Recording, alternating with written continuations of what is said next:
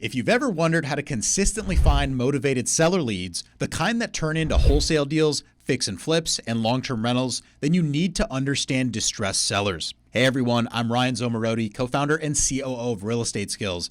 In this video, we're diving deep into distressed sellers in real estate, who they are, the different situations that they face, and how investors, real estate agents, and wholesalers can ethically help them while creating profitable deals. I'm also bringing on a special guest who's a real estate entrepreneur with nearly 2 decades of experience, who's flipped countless homes and runs one of the top construction and investment companies right here in San Diego. Today, I'm here with Henish, who is a local real estate entrepreneur here in San Diego. He's the owner of Cal HomeCo, which is a construction and development company. He's also a very experienced real estate broker, leading a team of over 20 agents. He's been in the business for over 2 decades, so I'm really excited to have him here. We're going to be talking about distressed sellers in real estate. Henish, I know you've worked with tons of sellers in your time in real estate. We were just talking about even a situation. So, we're going to be diving into the different types of distressed sellers, different situations, how to work with them as investors, as real estate professionals. So, let's just take it from the top. What are distressed sellers in real estate? Yeah, distressed sellers are people that are having a hard time maintaining their house or keeping it or making the payments on their house, right? So for various reasons. A lot of it might be a job loss or a health issue, or maybe they inherited the property and they can't maintain it, or they took a bad loan and now it's adjusting, or there's something going on with the loan where they're forcing a situation and they can't afford the payments anymore. A lot of the cases I hear are from people that have a loan, they lost their job, and now they're behind, and now they can't figure out how to make up that loss. And the bank, after a few months, will put you into that notice of default phase and moves ahead the process to get to foreclosure within a few months after that. So those are the basic premises for that. So it's usually someone that's late on their mortgage for various reasons. And there's a dozen different ones, which I know of. A lot of times that's the primary reason. Other cases could be also lawsuits. I'm working with another distressed seller that's been sued and needs money for paying off her judgment from the lawsuit, and so now needs to sell her property to do so. And not like a move up buyer or like, oh, it's a good time to sell. It's like, crap, something happened and I have to sell. Yeah, absolutely. So typically a financial reason, right? Financial distress that you're finding these homeowners in. They're late on their mortgages. They might have life events that could also come up where they need liquidity. They need access to capital. A lot of homeowners have equity, especially here in California, states that have had a lot of appreciation. So typically they need access to cash. A lot of times these loans are, ticking, and the interest accrues, the fees accrue. So, something happens along the way where they're going to need access to that cash, to answer that financial emergency that they're under. Correct. Yeah. It just gives them an opportunity to get some cash to move out. And sometimes it's a little, sometimes it's a lot. Any way it goes, it's better than having the bank foreclose on them and then not getting money for many months, if at all, afterwards. Yeah. So is distressed seller the same as a distressed property? Like what would be the difference between those two? I would say it's the same thing. I mean, typically distressed sellers have distressed properties. I mean, there's times where you see a property that's distressed, overgrown weeds, deferred maintenance, it's in rough condition, but they might be paying their mortgage in time. And it's just live like that. Yep. Or it's a rental property and the landlord's kind of a slumlord and never maintains his property, and the renters don't care either. So it might be paid. So, yeah, you could have a distressed property that's not a distressed seller. Right. Yeah. So there's the financial distress, the personal distress of that homeowner. And then there's also the physical distress of the property, the deferred maintenance, the peeling paint, the overgrown lawn, the roof that's still leaking without any attention to it. So there's kind of those 2 different buckets. We see them all the time, right? You see those houses with tarps on their roof, and then I look them up. I'm like, are they late in their mortgage? I'm like, oh, they're making their mortgage payment. Yeah. So yeah, you're right. So there's distressed properties that may or may not overlap with the distressed seller. So yeah, it could be that. Yeah, maybe they're just prioritizing their mortgage, but they don't want to spend the money on the capital improvements, the maintenance. They're like, hey, this house still works. I can still live here. There's no urgency. Yep. But of course, you have to make your mortgage payment, or else eventually you're going to get kicked out of the house. Correct. Or have it repossessed. So would you say a distressed seller is the same as a motivated seller? No. No. Distressed sellers rarely want to sell their house. Interesting. Versus a why is that? motivated. Yeah. Well, because they want to keep staying there. They don't know anything else. And a lot of times it's people that either bought their house 10, 15, 20 years ago, took on bad loans, and now the debt's burying them, or they inherited their house and they've been there for a long time. So less so the person that bought their house 2 to 5 years ago and can't make their payment. That happens, but not as often. And 99 out of 100 times, all of those people want to keep their house and stay in there as long as they can. So they're not motivated. So that's where we come in and have to kind of coach these homeowners on what their options are and what's available to them, and if they can keep their house, if that's an option for them. If it's not, I have to exhaust all those options where they are deciding to stay in the property, or they could, or if there's an option to do so, versus you're out of options, you need to sell this thing, or you're going to let the bank sell it for you. Which one do you choose? Right. And that's very interesting, because a homeowner can be very distressed, financially. And a lot of this is public record. Professionals like you, like myself, we're able to identify the distress that's happening with the homeowner, but they might not realize what their options are, the consequences of inaction. And ultimately, we're able to come in and give them those options and really educate them. So it sounds like, that's part of the process, how you've been very successful working with distressed sellers, is that education component and actually getting in front of them in their time of need. Correct. Whether or not they're motivated, right? They want to continue doing what they're doing, but maybe they don't understand the consequences of not taking action and fixing this situation that's happening. Correct. Yeah. I mean, they're not motivated and they don't know their options, and it's overwhelming, and it's a pain in the butt to deal with customer service at the mortgage company. They're spending hours on hold, new people every time, send in more paperwork. We lost the paperwork. Try sending it again. We need you to fax it to us. Who's got a fax machine? Things like that. And so it can be really frustrating for them, especially if they are trying to work part-time or not, or whatever it is. Plus they're feeling they're getting pushed around. So a lot of times we'll take on that responsibility of talking to the bank for them. But the reality is over 80% of people in default end up having to sell within 6 months or so. So, even though all of them want to keep their house, most of them cannot. Right. Interesting. So, there's obviously a lot to unpack when it comes to the different types of distressed sellers, different situations. You're working with banks, municipalities sometimes. You're working with, homeowners that might not be in the most clear headspace. So, why is it important for real estate professionals, real estate investors, wholesalers, house flippers, real estate brokers? Why is it important for us to understand the mindset of a distressed seller and ultimately pursue distressed sellers and want to help them in general? Yeah, people are still people. Whether they can pay their mortgage or not, it's still a person having a tough time.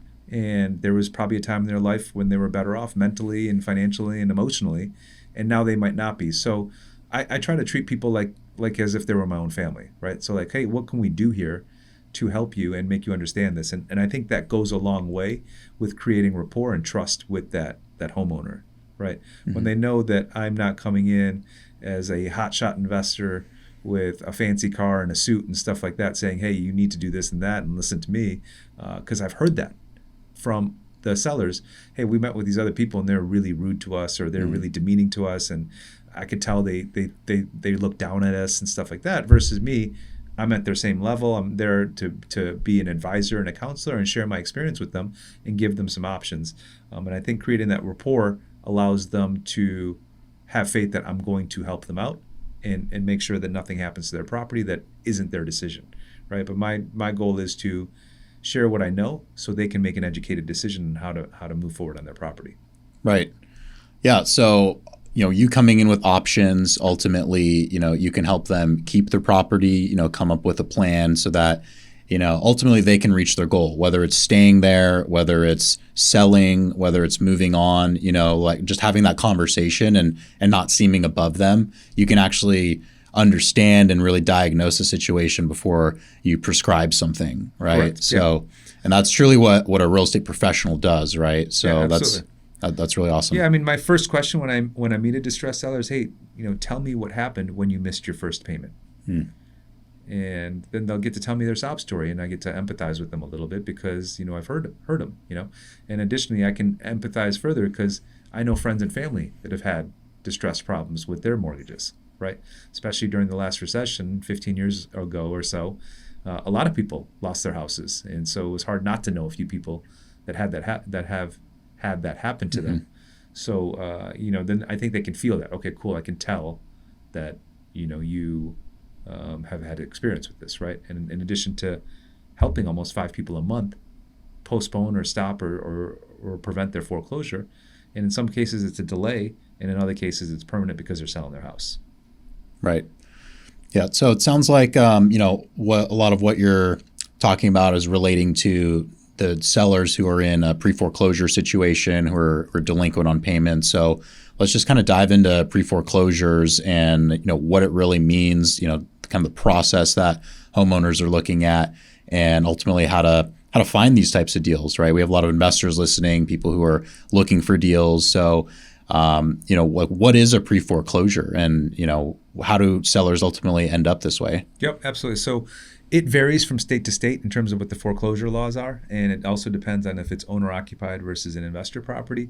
But basically for owner-occupied, if you're 120 days late on your mortgage, basically, what's that, 4 months late in your mortgage, the mortgage company can refer it to a trustee. It's usually a third-party law firm saying, hey, this person's late 4 months. We need to file an NOD, which gets filed with the public records, and it's now publicly available.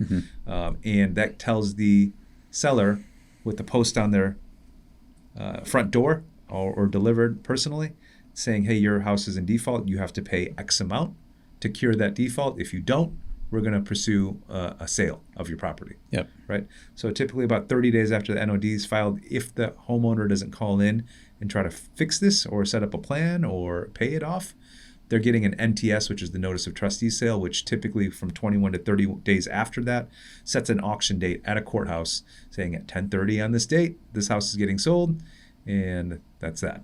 Right. So there's ways to postpone that as well, but that's basically the foreclosure process. So if by that point of the notice of the auction date, you don't fix this or have the bank postpone it because you're trying to get a modification or a reinstatement or a grant or something that you can do or a second lien to fix this, they're going to be selling that house. And so then it goes to the highest bidder. If no one bids, it goes back to the bank, and then they eventually try to get those people out and sell the house and recoup their losses as well. If there's anything left over, they might pass that back to the homeowner. Yeah, so it's really interesting because in the real estate industry, especially a lot of new investors, they hear pre-foreclosure, foreclosure, REO, auction, and it's all kind of the same thing. So I think it's really important just to highlight that there are different phases in the entire process. And, missing your mortgage payment is just the beginning. So there's really no way for us as investors, the public, to know if you've missed a mortgage payment. It's in this case, 120 days after that first delinquency where there's a notice of default filed. So that's when it officially becomes a pre-foreclosure. Before that, it's like a pre-foreclosure. It's really nothing yet. Yes. So once that NOD is filed, then now it's officially a pre-foreclosure lead. And so since it's filed publicly, that's how we can generate those leads as investors, as agents, anyone who's interested in finding pre-foreclosures. How does one go about finding NOD filings and really finding those pre-foreclosure leads? Yeah, absolutely. There's various systems that do that. The one I've used for a dozen years is Property Radar, and that I'm able to create lists within San Diego, where we live here, to find all those properties and then delineate them by zip code or by how much equity they've got or their values or their neighborhoods, and then have my door knockers go out and target them to schedule appointments for me to go meet with those people. And so that's how that's useful. And it's a big difference to have pre-foreclosure versus an REO or a bank-owned property, because with the pre-foreclosure, I'm still working with the homeowner. They're still an owner, and they can still decide what happens to the property.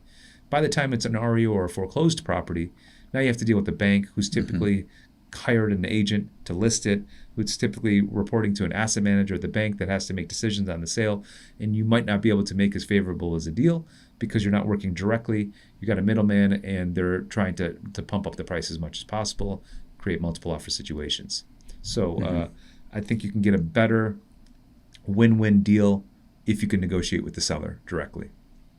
Absolutely. And it's better for the homeowner too. It's better for the seller. It varies. Yeah. You know, so one of the distressed owners that I'm working with right now, I offered her a price and she thought it was too low, and now we're jumping through hoops, including home showings and multiple repeat showings and having people come through and disturb her and her dogs and her tenants that she's got living with her to be able to get a higher price. So yeah, there's fast and easy, which is often less money, or there's more difficult and cumbersome, which could net more, maybe, as long as everything works out.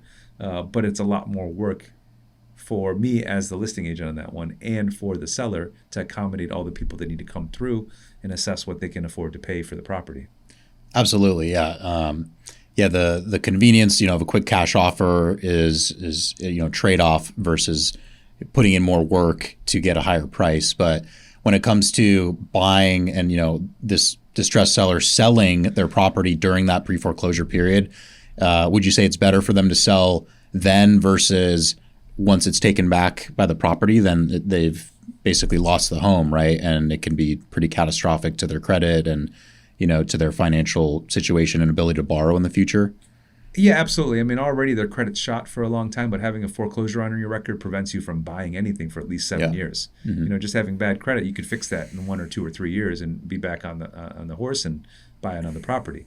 Getting it done before the bank forecloses is way better. If the bank forecloses on the property, if it goes to third party and sells for more than the liens, then the bank is technically supposed to give that overage to the seller, assuming they can find them. Yeah. Right. If they've moved out from that house and don't have a forwarding address, I don't know how hard the bank is trying to find those people, and this probably becomes unclaimed property. And if they never claim it, then it might become state property. Right. So eventually, so I'm assuming a huge chunk of people lose their money because there's still foreclosure sales happening. So better to have it done now, and then you're getting their money, right, and you're getting paid. Yeah. So let's talk for a second about short sales, because this is kind of right in line with this part of the process where, an owner is in pre-foreclosure. However, their property is worth less than what they owe on it. And I think, there's been a period where there really haven't been a lot of short sales. There were a ton, 10, 15 years ago during the last financial crisis. And I would say the past couple of years, there's probably been more short sales, with 2022, there's a little bit of a bubble, and people were bidding properties up, and it kind of cooled off a little bit. So I mean, how do short sales kind of play into things? I mean, what is a short sale, and ultimately how does that differ from a traditional sale? Yeah, short sale is when the liens against the property are more than the value of the property, right? And so there's not any equity to give to the homeowner because the property values have decreased, or their interest has padded on so much onto their loan that it's now exceeded the value of the home. Especially if there's deferred maintenance, around here, you could have a house that could be worth $900,000, but maybe in its current condition is only worth $700,000, right? And if they had a loan for $650,000 and they haven't paid for a few months, that could exceed $700,000 real quick. And by the time you sell that house at $700,000, you pay commissions, which are required, and any closing costs, they might only net $650,000 again. And so now the bank is $50,000 short, and that's effectively a short sale, right? In those cases, oftentimes we can negotiate a relocation expense for the seller, sometimes $3,000 to $5,000 to get them out in a few weeks of time. And then they're clear on their property and they've eliminated this debt. And depending on if it was a purchase loan or a cash out refi, they may or may not have a judgment against them for the amount of money that they've lost for the bank. So as far as timeline, short sales, from my experience, are notoriously, they take a long time to close. So what's different about this process than just buying a home on the MLS or from a traditional seller in your experience? Yeah, it varies on how efficient the bank is at processing these things, because there's someone working at the bank that is doing the numbers and crunching the numbers. And they're getting a net sheet from the escrow company. It says how much they're going to have left over to pay off their mortgage. And then whatever that delta is, they need to approve it with management at that mortgage company to say, hey, we're going to be losing $50,000, $100,000, $250,000 on this loan. Will you sign off on it so we can remove this asset? And so that can take some time. I actually used to do that job during that last recession. So for 2 years, 07 to 09, I ran the bank's foreclosed homes REO department and I had approval myself as the manager of the department to write off losses up to $150,000. So if Wow. we had a $450,000 loan that we sold for $300,000, I had to write off $150,000, I could sign off on it. But anything over that would have to go to the director of operations for the company, and you have to sign off on the $200,000, $300,000, $400,000 losses that we incurred as well on those portfolios. So that process in the past, when they were inter-officing files between offices and having to review the BPOs, the broker price opinions, to say, is this a fair value we're getting, to confirm that they're doing the best for the investors that own these mortgages as a servicing company, can take some time. When we went more digital, it happened a lot faster when we were kind of getting into normal timelines, but there might be still some banks that are having a very slow process and a slow approval process, because it might have to go all the way up to the president of the company to sign off, and this probably isn't a priority for him to run through immediately. Yeah.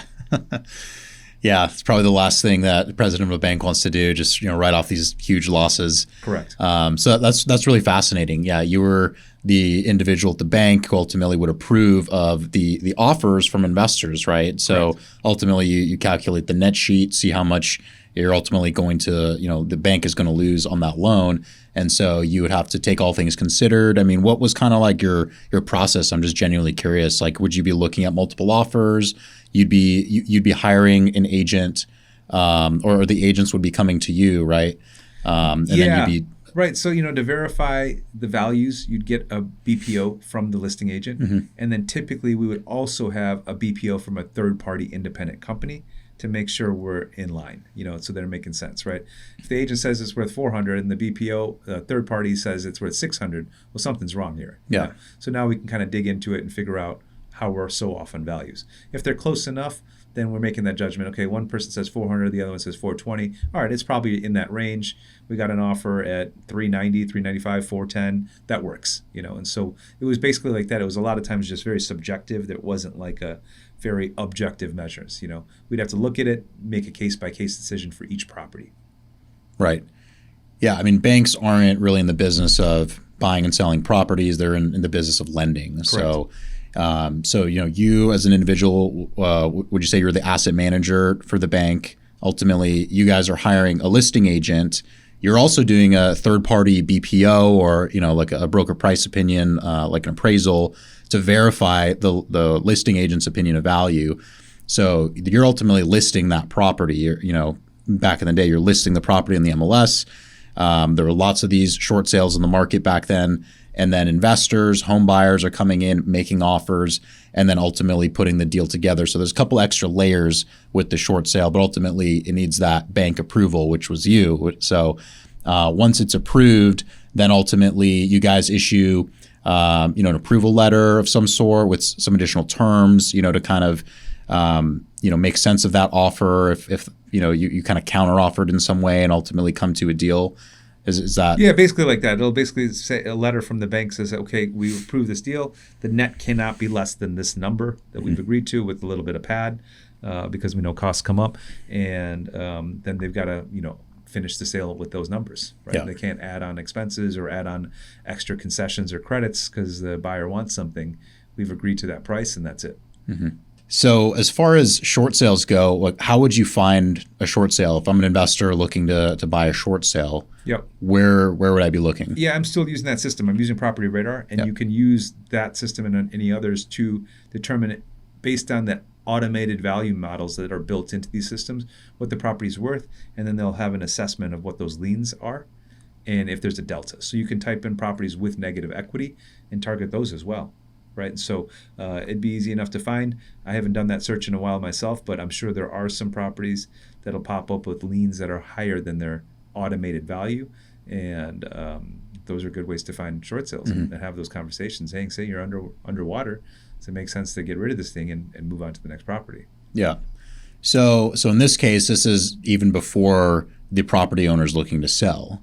Is that right? Correct. Yeah. I mean, and they might be aware too, right? I mean, so depending on the situation, the homeowner might be aware when their mortgage statement comes through and it says it's worth X and their property is worth less than X. They're like, oh, this is weird. Why would I keep paying this mortgage on a house that's not as worth as much as the mortgage is, right?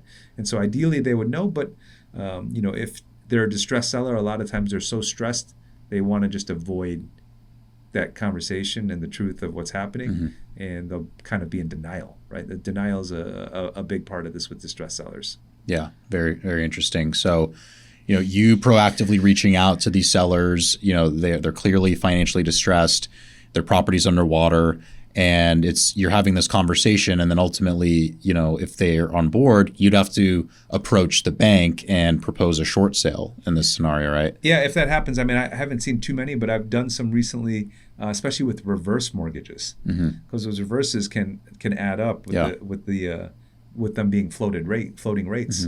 And so those can add up. And if there's been deferred maintenance, well, that property value's decreased quite a bit, especially if they got the reverse mortgage when values were super high in San Diego, right? Versus today where they've kind of flattened out a little bit. You could see some of those where, that reverse mortgage balance has gone up enough to trigger a short sale situation, right? So I have done short sales on reverse mortgages, and they get it. The bank looks at the value and says, yeah, I get it. We show them some pictures of the house. It's trashed. They're like, okay, we get it. It's not going to be worth the same as the comp down the street, right? So they know that, and they'll make those adjustments accordingly. Yeah, fascinating. Yeah, I've seen, or at least in years past, seen quite a few short sales on the MLS listed. So in that scenario, owner's already ready to sell. They've made that realization. They've moved on. Maybe it's a listing agent who's reached out and kind of had that similar conversation, but ultimately ended up on the MLS, right? So is that kind of a different mindset, would you say, or a different conversation in pursuing those leads, or is it kind of just similar process since they've already decided to sell? It's tough, unless a buyer's coming in at market value per the bank's perception based on their BPOs. Their bank is typically going to force it to be on the market and want to see at least a 7-10 day marketing window where it was available to be seen and shown to the public, so they could get in the highest offer possible, because they're trying to limit their losses. Right. So yeah, it's rare to do a fully off-market short sale situation.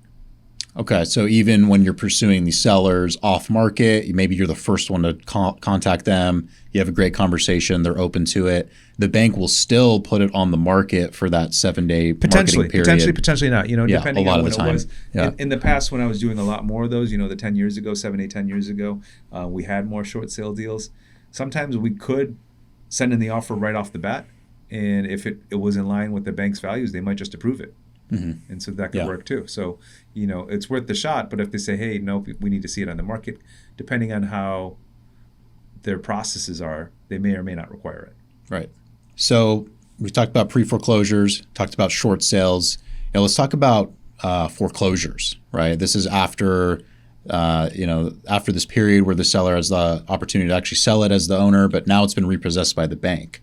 So, I mean, what is a foreclosure, and how is that different from any other type of sale? Yeah, foreclosure is when that person hasn't paid their mortgage, it sells at the auction, and if it doesn't sell to a third-party investor and it reverts back to the bank, then that's what's considered a foreclosed REO property, right?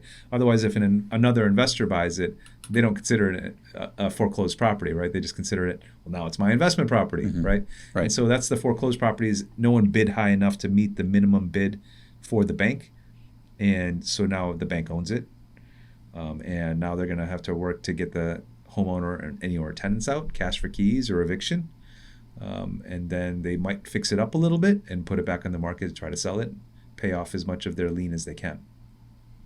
Right. So it's not really ever a foreclosure until it gets to this point, So I think kind of my earlier point was there's, a lot of people look at pre-foreclosures as, hey, we're buying a foreclosure, but that's pretty much a traditional sale until you get to the point where it doesn't sell at auction, and then ultimately the bank takes it back. So how do you find foreclosures, and ultimately how do you pursue them to buy as an investor, or to flip houses, or really for any other? Yeah, typically you might have a disclosure or a box checked on the MLS when it says like an REO disclosure or an REO notice. And so you might have some paperwork to sign that says, hey, this is a bank seller. They don't know anything about the property. They've never lived there. We don't know the condition. So you have to agree that, that there's no like lack of disclosure, right? I didn't tell you about the leaky sink because I didn't know about it because I'm the bank. Yeah. Right. And so so it'll typically designate that on most MLS systems where it says it's an REO property, delineates it's a bank owned. You don't really know, the seller doesn't really know what they're selling, is what that's going to state. Yeah, and typically those types of sellers are exempt from filling out certain disclosures. Correct. A typical transfer disclosure statement here in California, and I assume similar in other states. Correct. So, because like you said, they've never lived in the property, all they have done is lend upon the property. Maybe they did an appraisal, but that could be years old. Yeah. Right. And so that doesn't really tell you the condition of the home, right, except for a few pictures. So Yeah. even that appraiser isn't inspecting the furnace or the roof or anything, right? So there could still be significant problems with it that the seller, as the bank, wouldn't know about. Right. Yeah. So, I mean, foreclosures are good, but then now it's still a competitive market on the MLS, right? You're still trying to beat out other investors to buy that property. Right. Just because it's a foreclosure, just because the bank is selling it, doesn't mean it's a good deal automatically. Right. Correct. Yeah. Not automatically, because they're trying to push the value and try to recoup as much of their loss as they can. Right. And if they had a lower loan amount, they still want to try to sell it at market value. They're kind of obligated to do that, because then they have to owe the remaining proceeds to that prior seller. So how do you go about finding foreclosures? Yeah. I mean, if it's a foreclosed property, it's typically going to be listed. Right. And so back in the day when every bank had thousands of them, there was a lot of foreclosed listings, So nowadays it's a little less. I want to say there's probably about 40 or so foreclosed homes in San Diego. I haven't done an analysis of how many of those are going to third-party investors versus how many are going back to the bank. For the most part, they're probably getting sold to third parties, what it looks like when I looked last, because that lien amount is much lower than the value of the property.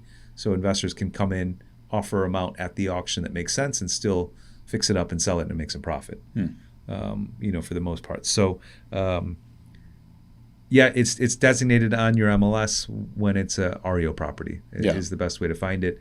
Otherwise, looking in these systems like Property Radar to find pre-foreclosure, then you have to talk to the seller. You can't talk to the bank about a pre-foreclosure property, Right? Because they're not in control of that asset. Got it. So if it becomes a foreclosed property, MLS is probably the place to go to find those deals. But if it's before, then sometimes they're on the MLS, but a lot of times you'd have to reach out directly to the seller, get in front of them, educate them on their options, and ultimately figure out what the best route is for them. Correct. Yeah, and that's the way I go about it. Versus other people will try to strong arm the seller into it or persuade them to sign a sales agreement. All right, so really quick, everyone, if you want to analyze the types of deals we've been talking about with confidence, be sure to download our free deal calculator at realestateskills.com/calculator, and I'll leave a link in the description. It's the same tool we've been using for 13 years to analyze wholesale, fix and flip, and rental deals. Plus, if you want to learn how to wholesale, flip houses, and invest in rentals without spending a dime on marketing, then check out our free on-demand training at realestateskills.com/watch. Remember, both of them are 100% free, and you can grab them down below right now. Now let's get back to the video.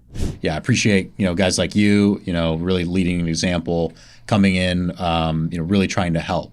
And I think that's what the best real estate professionals are empowered to do. We have to come in with, being educated on the laws, on the legal processes, and, just the real estate market in general too. So there's a lot of disciplines that come together to truly be able to help people and educate them so that they understand what's going on, but then ultimately help them take those next steps. Yeah, absolutely. I mean, I think it's important, one, just as a human, to treat other humans fairly. And then two, I don't want someone to get $100,000 in cash from me after I buy their house, and their cousin says, "Hey, this looks like you got a bad deal. Let's talk to a lawyer." And I want to have a lawyer be able to review it and say, well, he did everything right, did it fair. And at the end of the day, most of these projects that I do end up making $70,000 or $80,000, which on a $700,000 or $800,000 project isn't a huge amount of profit. It's like 10% on the risk that I could have lost that much as well. So definitely not gouging people and just trying to make it transparent, right? Hey, I need to buy your house for X. I need to invest Y into it, and hopefully I make Z profit if everything goes perfect. Yeah. Right? And then, with that kind of logic, a lot of homeowners will work with me on that. And so the last couple that I worked with, typically they're giving me hugs at the end of the transaction.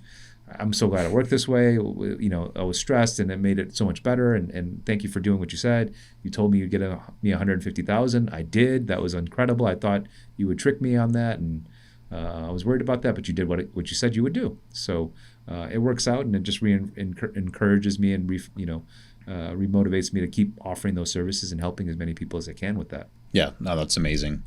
So how do you buy a foreclosure? There's you're working with the bank, obviously. It's not a traditional seller, right? You're not working with the homeowner. So, I mean, what are the steps that you would go about if you're advising a new home buyer to pursue a foreclosure if they're looking for a deal and they found one that's owned by a bank? It's an REO property. I mean, what are the steps to even buy a foreclosure? You can't really buy it until it's listed. For 99% of the time, they're going to list that property and then sell it on the open market. So you'll see that REO advisory, and that'll designate that it's a REO property, right? So we can go into our MLSs right now and search for active properties in San Diego that are REO, and it'll pop up however many there are. Maybe there's 2 or 3 or 5, who knows? And then you could try to pursue those, knowing that there's going to be some deferred maintenance and it's still in the market and there's other eyes looking at it. But, and the example I mentioned earlier before we were recording, if it's in move-in reasonable condition with a functional kitchen and bathrooms and a furnace and no holes in the walls, you can get financing on it. And so I'm seeing eager homeowners in San Diego willing to pay a premium to have a move-in ready house, even if it needs some paint and carpet and a lot of elbow grease to clean, just so they can achieve the goal of home ownership in San Diego. Yeah, absolutely. I've looked at other websites. One of the first deals, I think it was the third property I ever bought, was a foreclosure. It was a Fannie Mae home path foreclosure that was it was listed on the MLS, but it was also listed on Home Path, which is Fannie Mae's kind of foreclosed listing website. Yep. And so there are a couple other kind of smaller sites, and I have looked recently, and there's not a ton of inventory on those websites. So I think, to your point, I think overall, homeowners are pretty equity rich. We've had a great run up the past 10 years or so. And so there's less of that type of distress, although of course it does happen. And to your point, investors are able to buy them at the auction or even before, so a lot of them aren't even getting to that point where they are taken back by the banks. Correct. Yeah, exactly right. Yeah, so they're not going to the banks, and you're not going to see as many of those as we did in 2008-9. Awesome. So what other types of distressed sellers have you kind of worked with or you want to chat about? I know there's sellers going through divorce, there's bankruptcies. I know you were mentioning a bankruptcy issue, a couple times, during the times that we've chat. There's, probate, inherited properties. There's absentee owners, right? Just landlords who don't live at the properties. So, all of those are great examples. I mean, those are other types of distressed owners. Yeah, like I said, I mentioned earlier, I'm working with another lady that unfortunately hit someone with their car and got in a lawsuit and now owes that defendant a good chunk of money. So once that gets finalized with the attorneys, she's going to be forced to sell one of the properties because the settlement's $700,000+, and she's got some properties that have that kind of equity. Wow! So she'll need to sell it, use that money to pay off her judgment. And so that not ideal. She doesn't want to, but if you hurt someone and the courts decided that you owe them some money, that's what's going to happen. So that's an interesting case there. Otherwise, I've had code compliance issues. Where code compliance is coming through and it's overgrown or it's uninhabitable. And so code compliance can force a sale as well, saying, hey, the city is going to put a liens on this property and eventually enforce those liens if something's not done. And so typically, they might reach out to extended family or someone and try to get involved because it's usually some kind of distressed homeowner that's there that's typically elderly and kind of left alone. I've done a house like that a little while ago where the house is totally overgrown. There's literally trees growing through the house. Oh my gosh. And the whole yard was covered in overgrown vegetation and trees and plants. It took us 6 dumpsters just to get rid of the plants. It was a big size lot, maybe 10,000 square feet, but it was still a huge amount of overgrowth. And so much water damage had happened that giant beams were cracked and broken throughout this house, giant beams. And so, the city was going to foreclose on it for the code violation liens. And the family came in and got involved, took grandma on a one-way vacation somewhere, not sure where, and got her out of the house and sold the house. And so I was able to buy that one. And that was one of my better flips. Bought a house in Mount Soledad for 1.1, put in about 400,000 in repairs, but it ended up selling for $2 million. So that worked out nicely. Yeah. I mean, 1.1 for Mount Soledad, very treasured area of San Diego. So yeah, it sounds like a fantastic deal, but a lot of issues with the property. Correct. Yeah. I mean, honestly, you couldn't even see the property. I remember telling my project manager for construction to bring a machete. And we got back there. He's like, we can't even get through the backyard. I'm like, well, where's the machete? He said, I thought you were joking. It's like, I'm not joking. Sounds like you might need a chainsaw for that. For sure, yeah, right? for sure.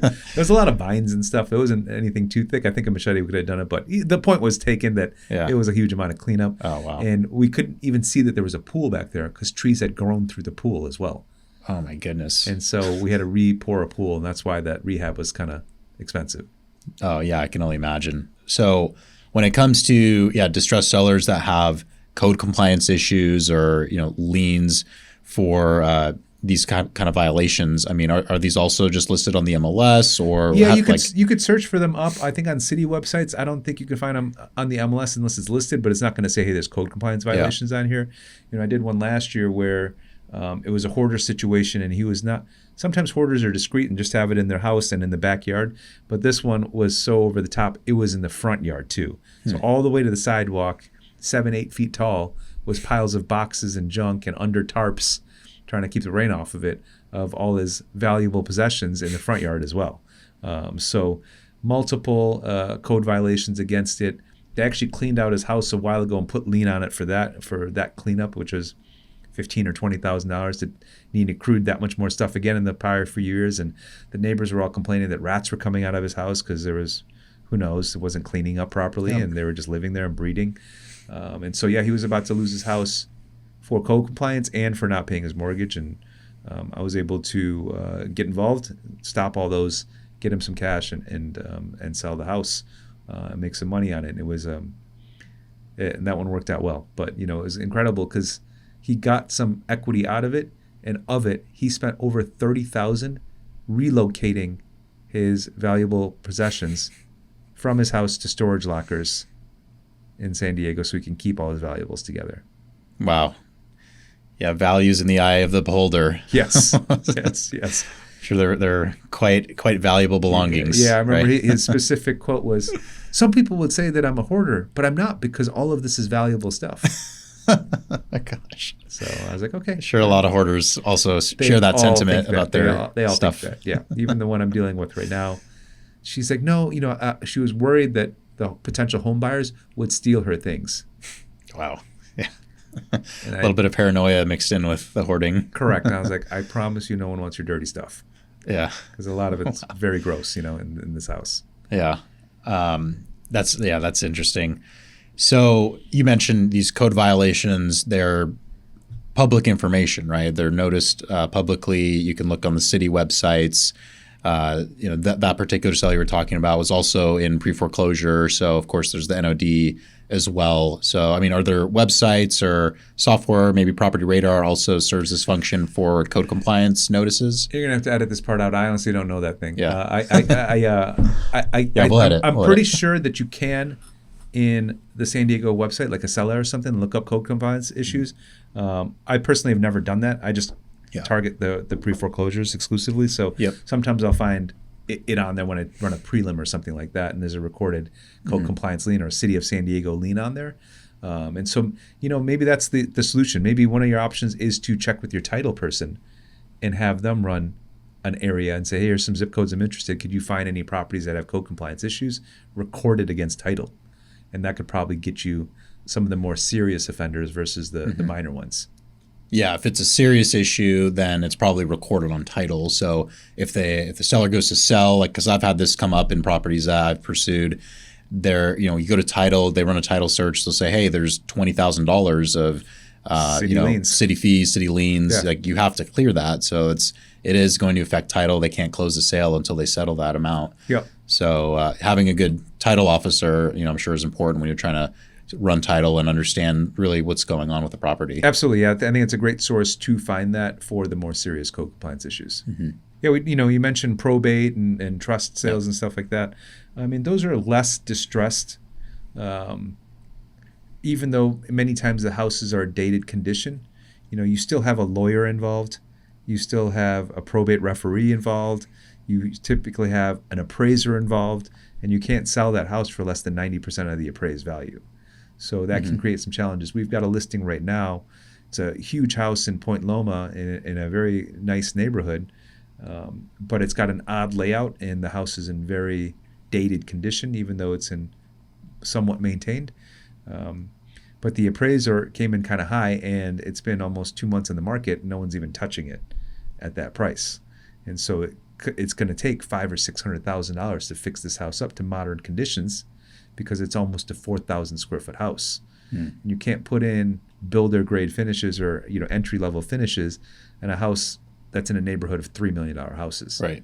That can be challenging. So then plus there's 15 beneficiaries, right? This family has it in a setup where 15 different family members have to chop up this pie of the sale of this house, and everyone thinks that their house is worth the most, regardless of where they live or how well they know the San Diego market. So they can be challenging in that sense. Can there be opportunities? Absolutely, because a lot of times they're dated properties and they might be maintained, but maybe grandma and grandpa remodeled it when they're 40 and they passed away when they're 85, and so it's been 45 years since they've done anything to the house. And so opportunities there. You just have to run your numbers to make sure that it works for you as an investment. In this case, our only best hope for that property is that a homeowner that wants to live in that area says, great, I can buy this property for about $2 million, put in $500,000-$600,000, and it'll be worth $3 million. That's not enough profit for a flipper, because that delta is made up in the holding costs in terms of the interest that you'd have to pay your lenders and stuff like that. But for a homeowner, maybe it gives them an opportunity to customize their dream home in a very desirable area. Right. So that's kind of the best hope there. So tricky situations. That the probate sales, not a great option for investor buyers, but it can work. I've done some and broke even on a couple, and so it's hard to get them at the right price and put in enough to make it worthwhile. Yeah, for those of our viewers who don't know, what is probate and how is it related to real estate investing? Yeah, and this is a easy option for a lot of realtors to pick up some additional business. Is so many people don't title their property into a trust, right? They might have it in their name personally, and if you have a surviving spouse, great, it goes to your surviving spouse. But if you don't, then even to go to your kids, it has to go through probate. Which is a legal process which has to notice every single family member, make sure no one else has claims to ownership.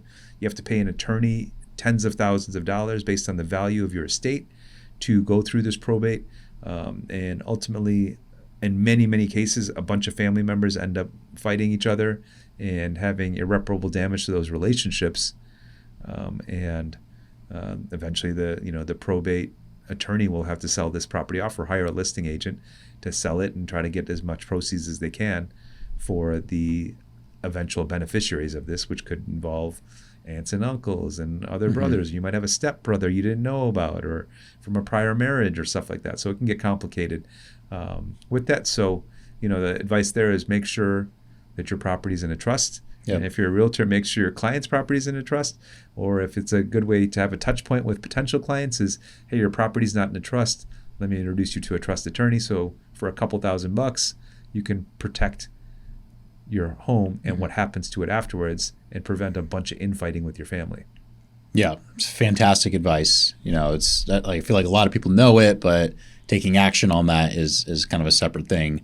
But yeah, I mean, it's a California legal process, and I'm sure other states have similar legal processes. When someone passes away and their property needs to change hands, it has to go through probate, which is a lengthy and expensive and paperwork heavy process that most people really don't even know where to start. And especially in your time of grieving and you're dealing with the death of someone close to you, it's the last thing you want to be dealing with. So having that trust can save lots of money, tens of thousands of dollars at the very least, plus just all the headaches and hassle of going through that whole process. And layered on top of that, when you have multiple heirs to a property, and in that case it's 15, I mean, that's just, there's so many different competing opinions and voices, and things can get very messy even within family. So correct. There's a lot of he said, she said. Grandma said she would leave me the property. Well, Grandpa said he would leave me the property, and you get people fighting about that kind of stuff. I have an interesting case that I worked on it must have been earlier this year. My landscaper gave me a lead for a property of this woman that wanted to sell her house. And it was a 3-unit in Hillcrest in San Diego. And in this case, she became distressed because she had one of her 3 units. She lived in one and she rented out the other 2. One of her 3 units, they stopped paying rent. And eventually when she got the person out, found out she was a hoarder. And the place was a nightmare. It was disgusting, totally gross, organic stuff growing, mold, mildew, et cetera, et cetera. And she just barred it and it was like, I don't ever want to go in there. Can you just please give me a cash offering for your property? And just get this gone. I want it gone. And so she lived in the top floor and had these 2 rentals in the bottom floor. She's like, I just want a condo, make it real easy.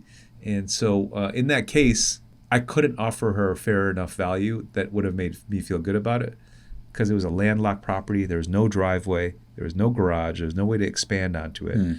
And so I had to be conservative on my after repair value. So I said, I can only offer this much. If this isn't in line what you want, let's do some work. I'll help you fix this unit up and clean it up and list it and sell it. And so we did exactly that. I got the unit cleaned up for probably $10,000 or $15,000, fixed a retaining wall that was broken in her house, did some other minor repairs. The steps up to her unit were broken. She would skip steps to avoid falling through the decking that was there. Wow. So we got all this stuff fixed up, listed it for sale and sold it for a couple $100,000 more than she would have ever dreamed of. Wow. And actually quite a bit more than I expected it would sell for too, because it was a hot market. But anyway, so helped her transition out of that, got her a new condo in her dream building. And I was talking to her and I said, hey, Linda, you need to put your property into a trust, because I know you own this and a few other properties too. Because she was 80 some years old and she worked as an appraiser, and her and her husband, before he passed, had bought several properties. And she's like, well, what do I need a trust for? I was like, well, so it can go to your family. And there's no fighting or issues or legal fees or, having to get the courts involved and stuff like that. She's like, well, I don't have any family. And I said, you don't have any family? She's like, well, no one that knows my name, which was interesting. So this is the story of the little old lady that owns millions of dollars in real estate and has no one to give it to. I was like, well, you don't want the state to get your asset value, do you? She's like, well, absolutely not. I was like, well, you can give it to someone else if you wanted to. Anyone else, friends or family, anyone important to you? She's like, well, could I give it to the museum? And I was like, you could. And I guess that's how museum wings get named, Yeah. So we're going to have the Linda wing of the San Diego Museum of whatever. And so I still have to get her to put it into a charitable remainder trust or some kind of trust so that her assets go to where she wants and not padding the state's coffers. Yeah, no, that's great. At least she knows it's going to go somewhere that she feels good about. And, correct. And she supports the arts. And right. Let her support the arts that way. And she doesn't need the money after she's dead. So I've also offered to let her adopt my family. And so we'll see how that goes. Fair trade. So let's talk about absentee owners. First off, what is an absentee owner? Yeah, it's typically an owner that maybe bought a property and doesn't live in the area, or it became a rental property for them, and now they're not there anymore, right? I mean, that's basically it. Is there a different definition that you have? No, yeah, it's basically an out-of-state owner or just someone who doesn't live at the property, typically a landlord, or just someone who doesn't reside in the property. Right, or someone that could have inherited the property and they're not in the area, right, and they don't know what to do with it. And so I had a case like that. I was an absentee owner. The property was up for foreclosure. There was a tenant or a non-owner living there. Come to find out, he states that he was the boyfriend of the person that passed away, the woman that passed away in the house. There's an older couple, so she was probably 70 or 80 when he passed away, and the guy that was there was 70 or 80 years old, and said, hey, that was my girlfriend. That's why I'm living here. You need to pay me to get out of here. And so I said, okay, well, we got to find out who's responsible for the property, right? And so I did some skip tracing, found all of her known associates and relatives and called everyone I knew. And finally got a call back from some lady saying, hey, my family from all over the states, the U.S., is calling me saying you're calling and bugging them. What are you doing, And I told her, I was like, hey, it looks like your family might own some property here in San Diego, and you could probably get some cash out of it. Would you be interested in that? We've already looked into it. There's no money in it. I was like, well, that's not the case. Even if there's no money in it, I could probably still get you at least $5,000. Would it be worth half an hour to an hour of your time to learn more? Right. And that was the hook. She was in. Hook, line, and sinker. I got her in. She met. She's like, okay, get it. You know what you're doing. let's try it. It's worth signing some paperwork to see what happens. Nice. And sure enough, I got her the $5,000. The buyer that ended up moving in, it was a short sale. This was a few years ago. It was a short sale. It was in rough shape, broken foundation, broken retaining wall, drainage issues, all the problems. The guy that ended up buying it moved in with the boyfriend of the dead seller. What? I don't know how that got resolved, but the other guy would have moved out. He's like, that's fine, I'm moving in, because it was like a 3 or 4 bedroom house. He just moved straight in. Yeah. So I don't know what happened after that, but that was how that went down. It was wild. You hear about inheriting tenants, but inheriting a roommate is something else. Inheriting the ex-boyfriend of Right. the widow, you know. So that, you know, that was kind of an absentee owner where I was able to get her money, and she was just going to let it go because she didn't know, you know. They had no loss. She wasn't going to have her credit or anything damaged, but $5,000 is $5,000 is worth an hour of your time. Absolutely. Yeah. Yeah. So how do you find absentee owners? You know, how do you generate a list of, you know, absentee owner leads? Like, how would you go about doing that? I wish I was a paid spokesperson for Property Radar, but you can do it on there where it'll show you where the owner's registered address is. And if it doesn't match the property that you're looking at, you automatically know it's an absentee owner, right? So there's easy ways to search in these systems. Show me properties where the owner doesn't live at the residence, and you'll get all rental properties basically too, right? So it could be, they're absentee owners, but it could just be their rental property. So there's a little bit of balance to that. So that doesn't necessarily mean they need to sell, but it does, you know, give you a target of someone that's not at least emotionally tied to a property. That if they're past their depreciation, or if there's deferred maintenance, or you get lucky and it is time for them to sell because it's a hot market, you know, you might be able to get them to sell that piece of property and 1031 exchange it, or do whatever they need to improve their financial situation by selling an asset that may not be performing as well for them as it could be, right? A lot of times these people might not have changed the rent on a property for many years, so it's not cash flowing as well as it could be. And they're like, well, I'm only making X $100 a month from this thing, so maybe I could sell it and get $200,000 or $300,000 in equity, right? And so that might make more sense than a small amount of cash flow. Right. So, I think a lot of these software, you know, Property Radar, we'll leave a link in the description for anybody who wants to check Property Radar out. You know, they'll look at the mailing address typically for the taxes, and if it doesn't match the subject property, then they might just deem that as an absentee owner. Correct. Because that's not their primary residence. Correct. But then I think the key here is layering that on top of other types of distress where, you know, hey, maybe there's high equity, or there's a pre-foreclosure, or there's something else on top of that might indicate that, you know, this seller's more likely to sell than just, you know, the millions of absentee owners who just don't live there. True. So absolutely. And, you know, like Property Radar, for example, is coming into my office to go over some of the advanced features that they offer to my real estate team, so we can kind of learn how to target them. They have marketing as well, where you can do targeted marketing through their system on a pay-per-use type feature, and target properties like that, right? Absentee owners, or maybe they have multiple liens, or maybe they had past NODs, maybe they got tax liens or judgments that you can find on there, or maybe they've owned it for over 20, 25 years, so they've expired their 27 and a half years of depreciation. So you're exactly right. You can layer all those things and find people that have a higher chance or higher propensity of selling because they've got these different factors and characteristics on that property. Is there a type of list of sellers that you particularly have found more success with, if you want to share that, or maybe you want to keep it close to the chest? I share my secret sauce, and it's basically the pre-foreclosure sellers. Yeah. The NOD and NTS, the closer they are to sale, the better, but within reason, you know. So anytime they're late on it, and I have a pretty good track record of doing this so much that I have a good job of earning their trust and rapport to work with me.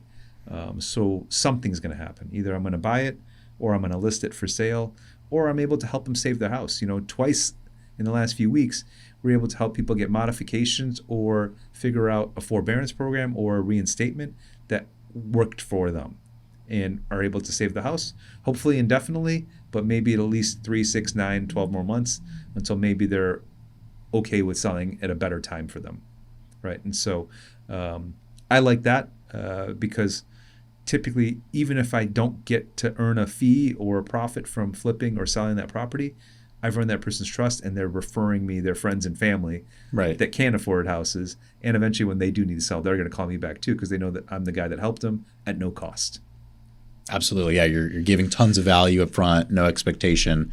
And so, everybody is involved in real estate one way or another. Everybody knows someone who owns property, who needs real estate services. So For sure. yeah, it's a great way to give back. And I wouldn't say no expectations. I set that expectation real quick because they'll always ask me, hey, why would you do this for free? You're spending a lot of time. Yeah. The hope is that you'd give me some business eventually. Yeah. Right. So I do have an expectation. Hey, hopefully I'm doing a good job for you and you can see that I'm proficient at this business. Yeah. And you would share my information with people that you know so I could help them as well.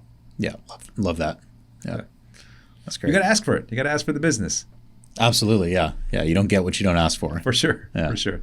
So why do distressed sellers really matter to real estate investors, and real estate professionals? Yeah, I mean, it gives you a great way to set a price that could be a win-win for you and the seller, and you can limit any commissions and stuff like that add to the costs, right? Because commissions can add 5, 6, 7% to the cost of a property, right? Mm-hmm. To be candid. So if you're a go-getter investor that can find these properties and work these deals and make a deal that makes sense, most people are okay with it, right? And you can explain the net amount of cash that a homeowner is going to get. Sometimes they're okay with 10, 20, 30, maybe $100,000 depending on how much equity, and that sounds fine for them. They've got a plan. They were going to move in with their uncle, or they were going to move in with their mom, or whatever it was going to be. And so I think it gives them an option where it's like a win-win, low stress. They only had to deal with you. They didn't have to deal with 100 people pounding through their house and home inspectors and appraisers and stuff like that. So I think it's important for investors to know how to do that because in many markets, people are struggling to pay their mortgage. I can't think of any places that aren't any foreclosures. Mm-hmm. So regardless of whether you're at, anywhere in the U.S., there's people not paying their mortgage that need some kind of options, and they might not have the savvy that you do to help walk them through their options. So let's talk about finding distressed sellers, right? We talked a couple techniques. How would you go about finding distressed sellers offline, right? We talked about a couple online methods. Anything that you can do without using the internet, the computer? No idea. I've only used that system, since 2013 when I started targeting pre-foreclosures. We would use that to identify the addresses and then go door knock, and then go talk to them at the door because the phone calls rarely work. They're getting hammered by everyone. The mailers rarely work. And if I can go face-to-face and create some rapport and sign some paperwork, that's going to win. And so I think that's the best way. You got to pay for these systems. They can be, $100 or so a month. But if you get one deal a year, that pays for itself. Oh, yeah. And so that's the way we do it, and I've got people on my team that help me door knock because it just creates some economy of scale so I can have people knocking, 10, 20 doors a day times all week. And then if they can set up 2, 3, 4 appointments for me each week, that turns into sales. And these are agents on your team who are independent incentivized or okay. Exactly. Yeah. So then I'll do a profit share with them and some finder's fee as well. Nice. Yeah. So here's some fee when you close. Here's some profit based on the third-party accounting bookkeeper, and everyone's aligned on the interests of getting the properties in. Yeah, that's awesome. But then I still have to execute, get the project done, fix it up, sell it, pay for it all. Right. So yeah, there are, I guess, some offline methods, finding distressed sellers. A lot of people talk about driving for dollars or just kind of scouring neighborhoods, looking for those overgrown weeds, the peeling paint, right? Those are a little more, physical distress with the property. Doesn't necessarily mean that they're delinquent on their mortgage. You could go and door knock those sellers or those property owners. You might get tenants, you might get the homeowners, you might not get anybody.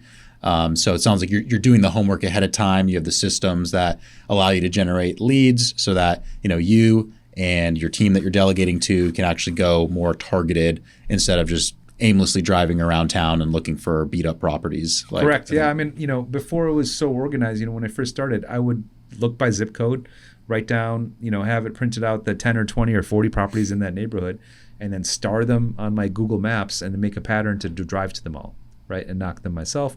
Or my door knockers do. But now they have it on the apps on your phone, right? You can get Property Radar on your phone and have a live lookup, and you can see on the map which ones are distressed. Go right to it, get all the information, the homeowner's information, the liens, when their sale date is, etc., and have a detailed conversation with them. But along the way, if I see other ugly houses, I'm going to stop and talk to those guys too, right? I'm already here. Yeah. Half the trouble is driving there. So If it takes me another 1 to 5 minutes to door knock, then great. And if someone's having a conversation with me for 15 or 20, well, that's a win. Worst case, I spend 1 or 2 minutes walking up another driveway. Yeah, I mean, I think this is a great time to talk about, how to actually talk to these distressed sellers, right? You're in some cases just showing up, or actually all these cases showing up unannounced. Maybe sometimes you have an appointment set up beforehand, but you're showing up to the house. It's a distressed seller. I mean, how do you approach these homeowners that are in pre-foreclosure or going through something? Yeah, using the assistant frame is helpful, right? So typically I have door knockers going out there and starting the conversation with them. Basically something like, hey, I'm here to talk to the homeowner. Are you Bob Jones? And they'll say, yes, what do you want, right? Hey, our company records show that you're late on your mortgage. You're having a problem with your mortgage company, and our company specializes in helping people like you. In fact, we've helped 5 people last month at no charge. Would you be interested in getting some help from us, right? And they'll be like, well, yeah, what are you going to do, right? And now I've got the opening, right? Yeah. Great question. Let me set you up with Henish, our main guy, who's an expert at this stuff, and he'll listen to your story and give you all the options that you have so you can review what you can do to save your house if that's what your goal is, right? And then start the conversation from there, right? And so usually that assistant or my door knocker, the independent contractors, that will do a little bit of edification. He's a great guy. He loves taking care of people. He knows what he's doing, and he loves to help people. Something like that, right? Yep. Right. And they're like, okay, cool, sounds good. And then a lot of times when I show up, they already have this impression of who I am, and ideally I fit the bill because I'm going to be a great guy and helpful, and I know what I'm talking about, and they're ready to sign up, right? They've already been told who I am and what to expect, and so it's basically a layup at that point. If I miss, it's my own fault. Yeah. Yeah, no, I love that. So you have these contractors. I'm sure you train them with some scripts, what to say. They have a brief conversation. Hopefully they get in touch with them when they go to the property. Build some rapport, qualify them, pre-qualify them to make sure that they're a good fit to meet with you, edify you, build you up, posture you, and kind of present you as a solution provider, and then ultimately book that on your calendar. Make sure that you guys have the right date and time, and then you come along and then have kind of the higher level conversation, provide solutions, walk the homeowner through different options, and ultimately see what the best fit for them is. Exactly right. Yeah, exactly right. So so having that kind of two-step works better than me showing up and saying, I'm really great at this, Yeah. But if someone else says it, it carries a little bit more weight.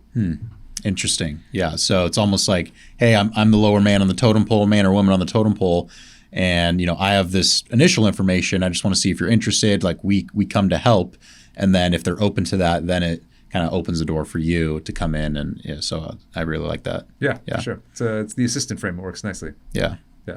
Someone else sets your appointments. They're like, oh, this guy is important. He's got time for appointments, but does not have time to cold call for the appointments. Right. Have you had instances where you or your assistants show up and it's kind of backfires, or you've had some negative emotional sellers who kind of kick you off the property, or is it usually pretty well received when you're door knocking?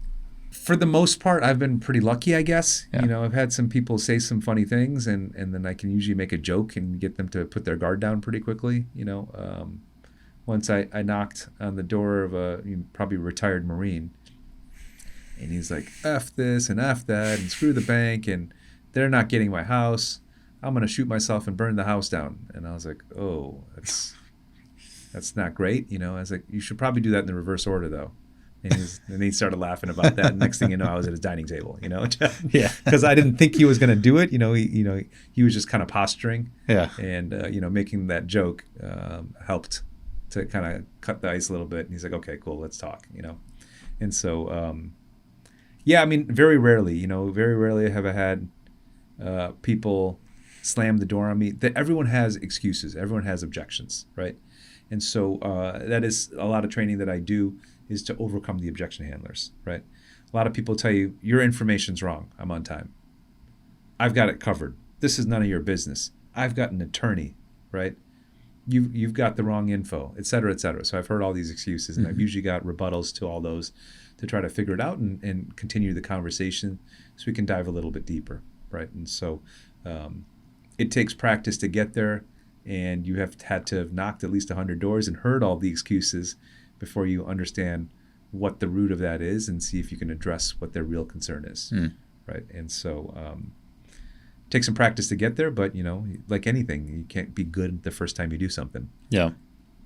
So, I've noticed when, we're pursuing off-market leads, from distressed sellers, whether they're hoarders or, they're in a pre-foreclosure situation, we are competing against other investors in a lot of instances. So, how have you been able to overcome, competing offers on, even off-market properties that have multiple investors presenting offers, or, they're shopping around with other agents, really just kind of looking for the most money? Do you have any kind of strategies or tactics that you'd use to overcome other offers competing against the same house?